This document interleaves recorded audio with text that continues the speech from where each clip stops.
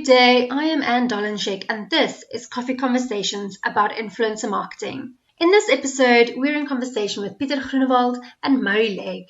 Pieter is a qualified chartered accountant who fell in love with the media world, and for the last 11 years his focus has been on influencer marketing. He founded theSALT, the first to market nano influencer channel in South Africa, which is being rolled out internationally at the moment as a technology solution.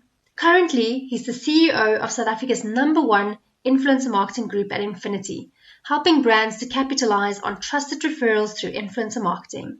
Murray, an engineer by trade, is an ambitious entrepreneur in the marketing, fintech, and e-commerce sectors, and also one of the founders of Webfluential. He describes himself as a gritty commercial thinker with a flair for seeing the impact of technology in industry well ahead of the consensus view. Grab a coffee and listen as we discuss why nano influencers have become more popular over the last 2 years, the role nano influencers play in campaigns, the tech Murray and his team designed specifically for nano influencers and why this is important for brands, and the role that tech plays in legitimizing influencer marketing. If you enjoy this podcast, you will also enjoy our fortnightly newsletter that keeps you up to date with influencer news from around the world. Subscribe at the link in the show notes. This podcast series has been made possible through an exclusive sponsorship from SA's #1 nano influencer platform, theSALT. Most brands have a communication line to their existing customers, but not a way to get them to have additional positive brand conversations.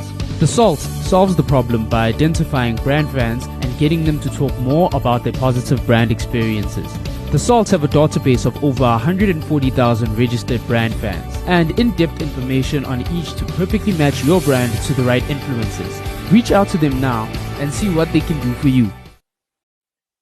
Good morning, Pieter and Murray. Thank you so much for joining us today.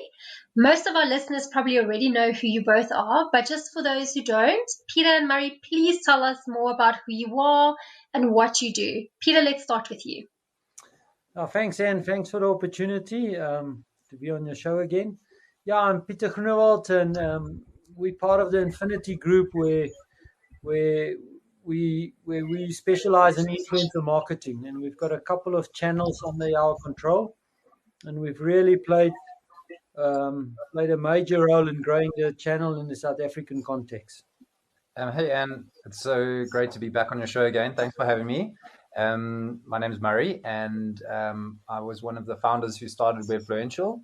So way back when in 2013, I kind of put a bit of a bet on that people would become interesting distribution channels, and we built a business around that. And we've been lucky that kind of the world of X for creators is now a thing. So we've had a very interesting journey along the way, understanding how brands, communities, influencers, and creators all work together. We're interested in where it's going to keep going. Amazing. And I think we're all in a very exciting industry at the moment. It's just growing and changing and evolving. There's never a dull moment. Absolutely. So, Pieter, let's chat about nano influencers in particular. In South Africa and in our context, what does that actually mean? Because we see overseas a lot of the markets deem a nano influencer to be up to 10,000 followers, which is definitely not the case with us. Yeah, I personally don't like the metric of putting a follower count to a type of influencer. Because if you, for instance, and let's just use an example in a South African context, if you're into essential oils and you've got 5,000 followers, that makes you very influential in the essential oil type of market. So it depends on the industry that you specialize in, and that could possibly indicate the type of influence you've got.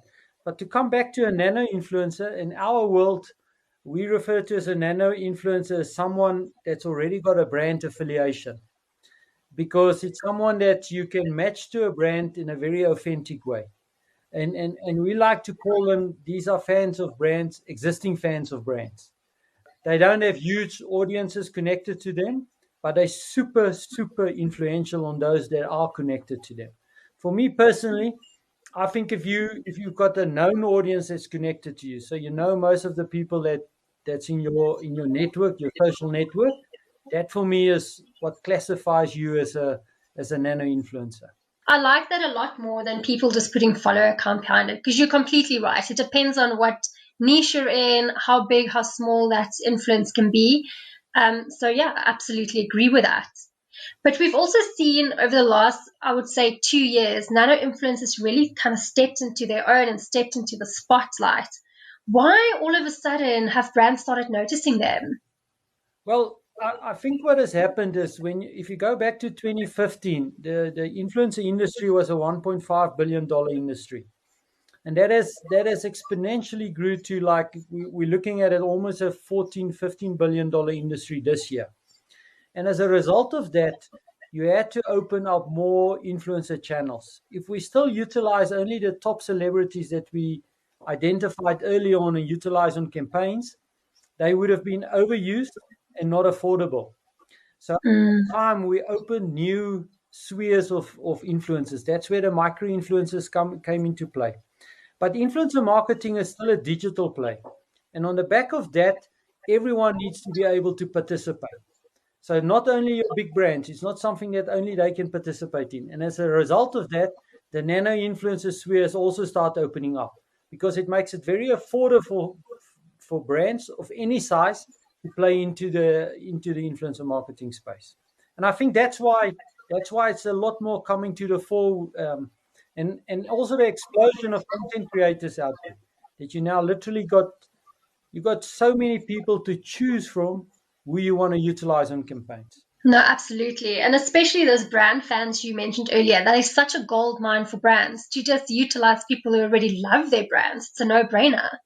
Now, I always say, as you know, most brands got the ability to communicate to their customers. And most brands hope their customers talk on their behalf. That's your organic testimonials and referrals kind of thing. But that doesn't happen often enough. And where a nano influencer program kicks in is when, like in our case, theSALT steps in, and they've got a mechanism to get customers or brand fans to talk more about those particular brands. If you get what I'm sort of trying to explain. No, absolutely. So, Peter, let me ask you this then. I know there's a lot of misconceptions still out there about nano influencers. What is the most popular one that you come across? Well, for me, so first of all, if you can call out a name around a nano influencer, it's definitely not a nano influencer anymore. Because these are ordinary people. They don't even see themselves to be influencers. But we know, and brands know, that they're the most influential people out there.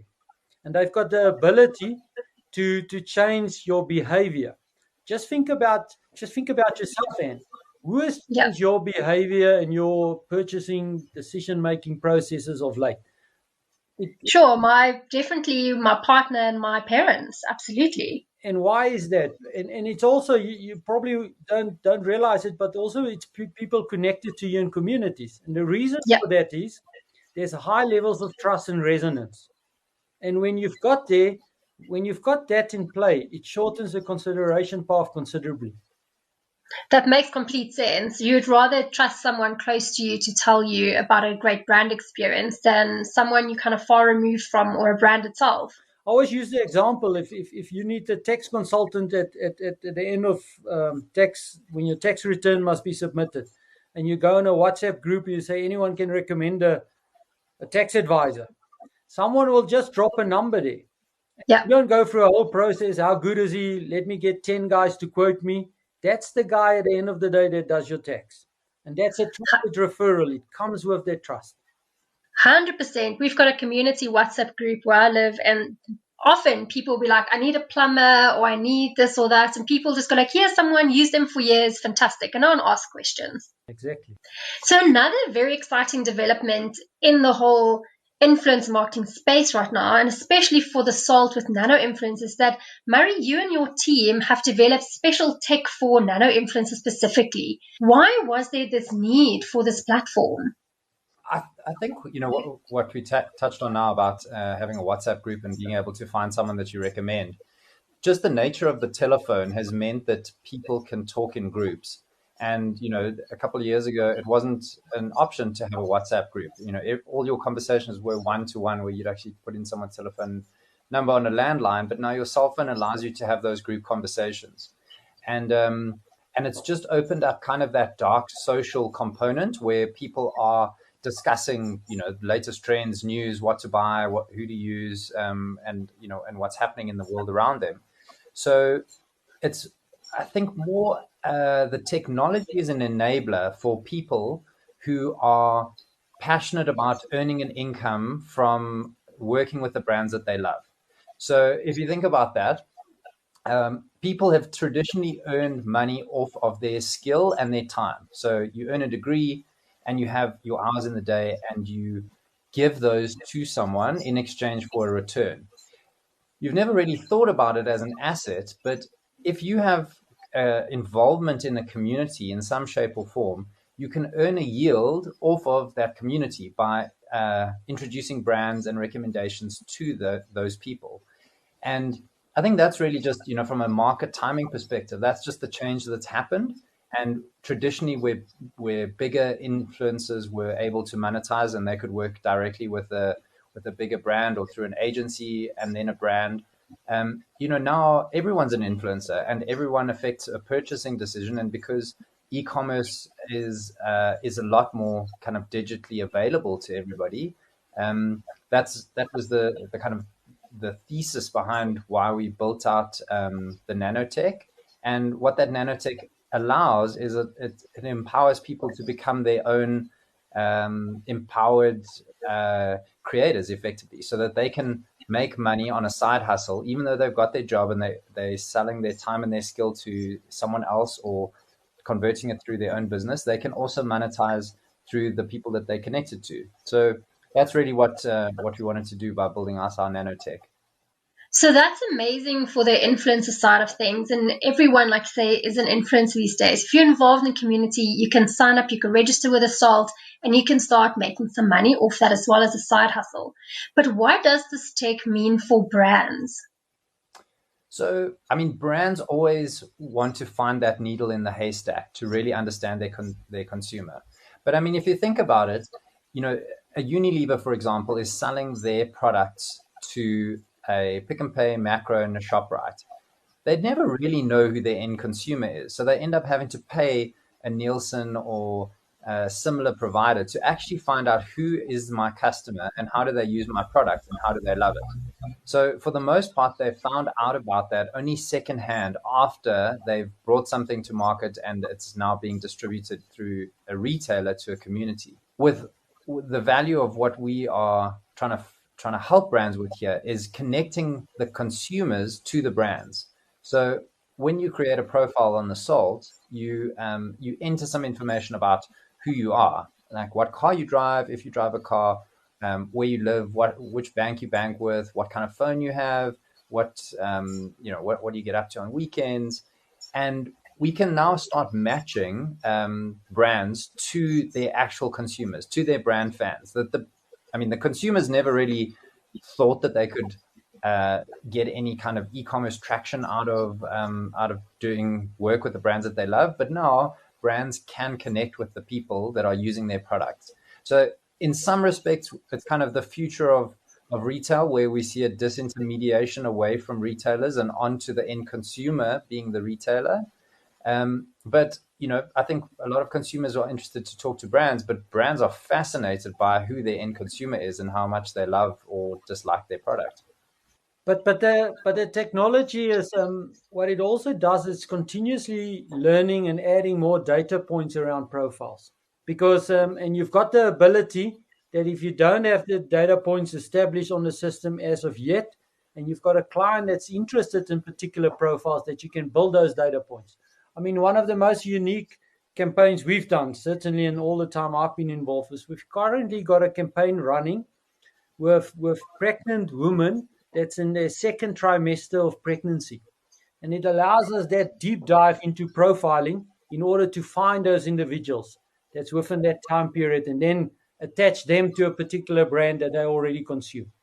That's amazing. So it's really a win-win for everyone around.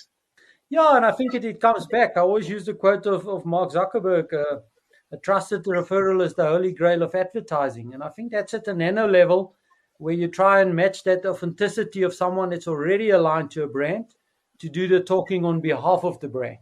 So that not all the talking is done by the brand anymore, but a large portion of it is done by its existing fans out there. No, it makes a lot more sense. People are so over traditional advertising. They don't want to hear a brand talk about how amazing they are. They really do want to hear from their friends and their families and people that they're connected with online to give them that real experiences. Yeah, for sure. And I think as I go back to that trust and resonance, the one comes with it, the other one tries to create it, sort of. No, exactly. But Peter, now that we are treating our nano influencers the same as our bigger influencers from a tech side, does that also mean that brands should now start treating our nano influencers like micro and macros and campaigns as well?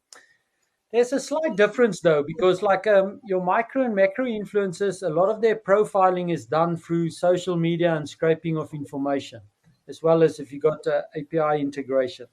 On a nano level, you can't build those profiles from social listening, because first of all, a lot of those profiles are not public, and second, they don't talk as often on social media in order to build profiles. And then what I've mentioned earlier, those examples, there's just no ways you can scrape it off social media. So when you talk nano influencers, your data points must sit offline. It cannot be gathered from a social listening tool. So that's the big difference. In terms of must we treat them differently? I think as first of all, there's a oversupply of nano influencers out there. So your rates are very affordable, and it allows smaller players to come into the space as well as bigger players to have a consistent voice out there. It's been done by their client, by their existing fans, kind of, and it's not from a brand perspective only. So I think it's what we've seen definitely is a lot more always on campaigns, where consistently through 12 months of the year, you're carrying the brand voice through these people that's so closely connected to them already. And you do tick that box of authenticity. So the more you talk about influencer marketing, the more that will come up. How authentic is it? And the closest thing from an organic referral or introduction to a product will be coming from someone that's already sort of introduced to the brand and now start talking about it through a program behind them. I think to add to that is every macro influencer started out as a nano or a micro influencer. So it's really just pointing to the fact that some influencers have been in the game a little bit longer. They've had time to grow and sustain that audience, and in doing so, they've also understood the type of content that resonates well. So they end up being, I would say, probably better content creators because it is their skill in a bigger tier influencer than in a nano influencer. But using those to work together is also quite an interesting combination for a brand.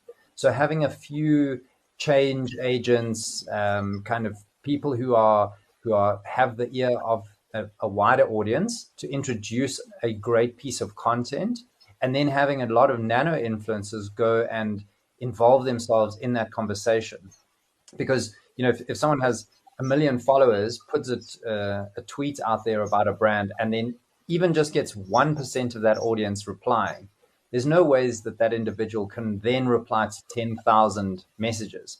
So having nano influencers then involved to go and engage and continue the conversation is actually quite a good brand strategy for an influencer campaign.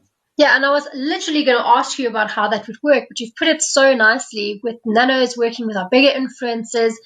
Do you have maybe an example of a recent campaign that actually utilized that kind of strategy? #NoFilter. That's how this podcast is delivering real down-to-earth stories told by real people. For an influencer campaign that takes brand conversation to everyday real-life situations, go check out theSALT.co.za. They are the undisputed experts in real influencer marketing. Yeah, so I don't want to mention names, Anne, but I can possibly tell you that more or less 50% of all campaigns going out these days is a combination of nanos with micro and macro influencers. Oh, amazing. But it comes in at the strategy level. So you can see, obviously, as this industry and this channel is growing, we start getting solid strategies behind it. And instead of just looking at one channel as a means to an end. People are start exploring different types of influencers working together. And like what Murray was saying is maybe deploy it at different time slots. So from an introduction point of view, you might use the macro micro type of influencer. But then from an educational point of view and a testimonial point of view, you might start using nano influencers. One thing that amazes me, and there's a lot of content pieces coming across my desk, is that how all of us are inspired to create. We all become in our own right storytellers today. And the tools available from us, from the phones that we buy and use, is amazing. So we start getting amazing storytellers through the content that they produce. And the tools is there for everyone to utilize. So it's not like you necessarily take a huge step back in content. And then even from a relatability, for me, nano influencers is addressing also a big gap in the market around diversity, because you can deploy lots of them on a campaign to speak to every sector of your target market, every demographic, and let people, the different profiles, do the talking. They can do it in their home languages, and they create content that relate to their audiences. And that's just one of the ways that it comes to its own. No, for sure. So, Murray, when we look at the tech again, how does tech in this space, especially in influencer marketing, not just marketing, but how does it simplify and make our space more effective than doing it manually like we used to do? There was the ability where you could keep in the top of your mind, the 5 to 10 people that held a share of voice with a particular audience. And then when it probably went past 10, then you had to start kind of jotting those numbers down onto a spreadsheet, and then be able to run some searches on that spreadsheet. And, after about 100, when you start having other components of your data around that individual, so whether it's their profile, whether it's their consumer behavior, whether it's their preferences for particular brands, as soon as that kind of data model becomes a little bit more complex, you then need some software. And software in the form of this tech is really there to make it efficient for people to manage their own profiles as nano influencers, but then also for the SALT and the brands that work with the SALT to be able to discover those very unique needles in the haystack. And one of the components of it that Pieter touched on was being able to survey all of our nano influencers around specific things. So you mentioned the idea of the pregnant ladies, but we can run surveys where, a brand might be interested in knowing a little bit more around the space of the consumer behavior. So if they're selling a product that is, say, as an example, used in the kitchen, some appliance that's used there, they might want to know the peripheral experiences. What other products go into that appliance? What time of day are they being used? How many people are they cooking for? What do the children and the grandparents have to say about the food that comes out of that particular appliance? So we can capture that all in a very interesting survey and distribute that off to influencers. And then influencers obviously are going to incur some time to answer those. So we're rewarding those influencers with nano credits. And we've got some very interesting things in the pipeline around how we will then convert those nano credits into value for influencers. But over time, we then just get a lot of very interesting declared data from our influencers. And then it obviously makes that jump to the brand more than what a spreadsheet could do, or more than what the memory in your own head could do. And that's kind of why we see it as an investment that we think will add value to both sides of our marketplace. Well, that's a huge value add, especially to brands and not only to influencers. We hope so. It also drives, technology also drives efficiencies, because the thing is, you just can't add man hours the more influence, because you naturally, if your budget could afford one macro influencer, it could have afforded 4 micro influencers. It possibly for the same amount of money can afford 30, 40 nano influencers. Sure. You can't try and do it manually, because that will just it wouldn't make it cost effective. And I think technology is adding a big way of making it cost effective for the client at the end. Pieter, besides talking about nano influencers being super authentic and already being brand fans, what else should brands keep in mind when they're looking for nano influencers for their campaigns? So I think as we started off with it, it's not about follower count. It's your ability to influence and change the behavior of the people connected to you. For me, the biggest mistake you can make with a nano influencer is to actually focus on the followers and not about authenticity and the existing connection with a brand. And then Murray, when we look at our tech now, we've got amazing tech set up for micro, macro, and nano influencers. Everything is running a lot more smoothly. Like Pieter said, we are saving on manpower as well and time there.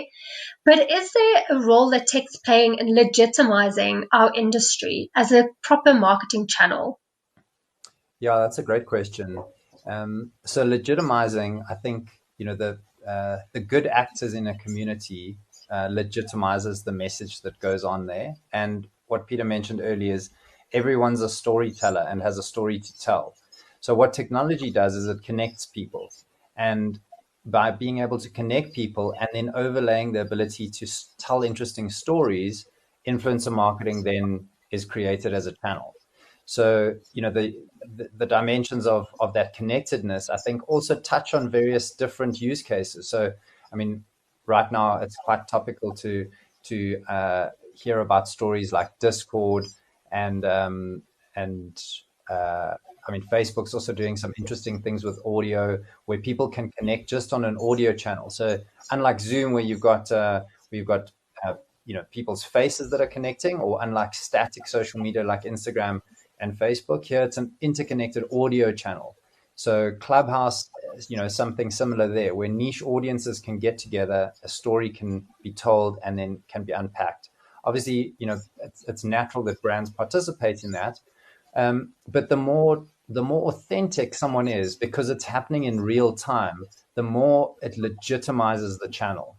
If you have a communication channel that is asynchronous, which is Twitter, for example, so you post a tweet, I reply to it a number of hours later, there creeps in this inability to have, some bad actors where, the tone of their tweet or response is maybe not on point, or, they can hide behind kind of a misconstrued identity. But as soon as it becomes something that is happening in real life, or as close to real life as possible, meaning that you have the liveness effect of me being able to talk to you on this podcast, or being able to chat on a WhatsApp group, that totally legitimizes influencer marketing. So there's less kind of bad acting happening, and I think a lot more transparency and truth that's happening. I love that, because transparency is such a huge thing, not only in influence marketing, but just in the world as in general. So it's really, really good that we're seeing that coming to the forefront. Yeah, very exciting. So Murray, what can we look forward to in the next couple of years with tech in this space? How do you think it's going to evolve, say, over the next 2 years? Sure, it's a hard one to kind of wrap our head around, because I think the world moves so much faster now than it did a while back. And I guess we've been lucky to make an early call on the fact that influencer marketing was going to become a media channel. So we've got to look at how that evolves over time. And I think, more so than brands participating from a brand story perspective, I think where we could see some interesting developments is how commerce becomes part of a social discussion. So social selling and effectively headless e-commerce, which headless e-commerce is the ability to sell your products from a store, but not being on the store. So if Takealot, as an example, you have to go to Takealot store to buy something from them. But in the future, you might be able to get a link from someone and you can buy a product because you told me about it and I like the look of it, and it was fulfilled by Takealot, but Takealot had no mention in the discussion. You didn't go to their website, you weren't in that. And that's effectively what headless e-commerce is. So you can sell on WhatsApp, you can sell on Facebook Messenger, you can scan a QR code to buy something, and those are all your additional sales channels that then become unlocked. So I'd say, the interesting players to watch are kind of the Shopifys of the world. It's interesting to watch kind of a crypto play, because then money needs to flow across borders. So from an e-commerce perspective, that becomes interesting. And then, I mean, also keeping an eye on the youth. I read an interesting report this morning around 14 to 16-year-old kids in the US and the brands that they love. And, one wouldn't imagine that they would spend the majority of their budget every month, of their pocket money, on food. Of the food that they're spending it on, it's mostly Starbucks. And then how they're spending their time is mostly on Snapchat, then on TikTok, then on Instagram. And Nike is their favorite brand. But they also, 19% of them had already opened a crypto wallet. And then, they're spending a lot of time on YouTube and following people that they love and learning about the world through YouTube. So, I think that's probably also another segment for us to keep an eye on is how the youth are being exposed to brands. You would never think that someone during lockdown would try on some Gucci shoes in a VR filter on Snapchat, but that was a very interesting campaign that Gucci ran, and they generated a huge amount of sales by creating that filter. So retail in the future with influencers, I think, is definitely something to watch. Oh, that's crazy. And that's very interesting insights there as well. And you're so right. We need to keep our eye on that youth, because going into careers and getting more spending power as they get older, and we need to keep up with that. Yeah, and I also think it's just from as this channel is growing, it's influencer marketing started off as a tactic most of the times. Yeah. But it's now developed in a fully fledged media channel. And as this channel is growing and delivering results, because everything is very measurable as well, you'll start finding that a lot of this will move, in my mind, over the next 5 years, where organizations will start taking control of influencer marketing themselves. And the tools are readily available out there for self-serve, and you'll start seeing a lot more of that happening in future, because there will be more experience around. The tools are already there, and it's now a matter of brands sitting back and saying, but it's working exceptionally well.